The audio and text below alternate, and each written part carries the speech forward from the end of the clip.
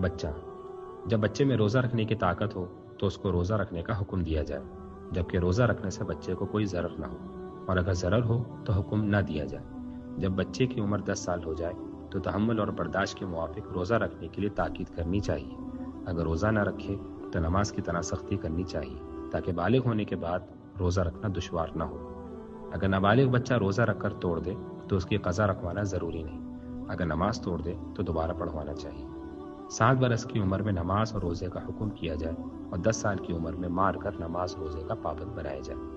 رمضان میں بچوں سے تحصیل علم کی محنت کم لی جائے، روزہ، نماز اور تلاوت کی محنت زیادہ لی جائے تاکہ بچہ متقی اور پرہیزگار بنے۔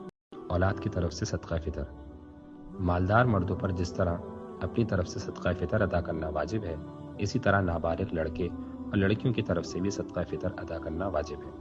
اگر نابالغ اولاد مالدار ہے تو باپ پر اپنے مال سے صدقہ فطر ادا کرنا لازم نہیں، بلکہ نابالغ اولاد کے مال سے دے سکتا ہے، اور اگر اولاد مالدار نہیں تو اپنے مال سے دینا واجب ہے۔ اولاد کی طرف سے صدقہ فطر، بالغ اولاد کی طرف سے باپ پر صدقہ فطر ادا کرنا واجب نہیں ہے، باقی ادا کر دیں گے تو یہ ان پر احسان ہوگا۔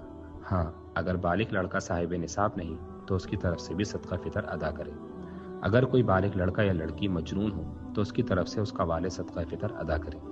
اگر باپ مر گیا تو دادا باپ کے حکم میں ہوتا ہے، لہٰذا اگر نابالغ پوتا یا پوتی مالدار نہیں تو دادا اپنے مال سے ان کا صدقہ فطر ادا کرے۔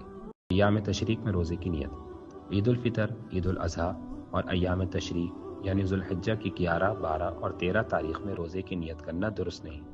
اگر کوئی شخص ان دنوں روزے کی نیت کرے گا تو اس پر روزے کو پورا کرنا لازم نہیں ہے، اور فاسد ہونے کی صورت میں اس کی قضا لازم نہیں، بلکہ ایسے روزے کو فاسد کرنا لازم ہے۔